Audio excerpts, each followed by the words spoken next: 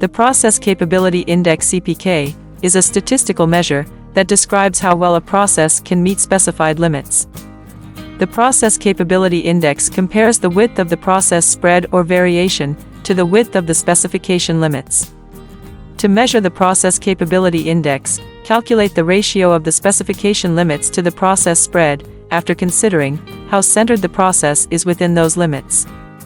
A higher CPK value indicates that a process is capable and can consistently produce high-quality products that meet specified limits.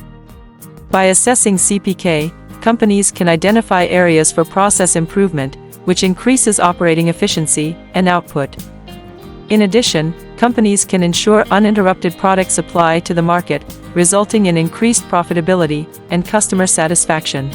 Visit drshrutibhat.com for more information on operational excellence and product development, industry-specific case studies and free white papers.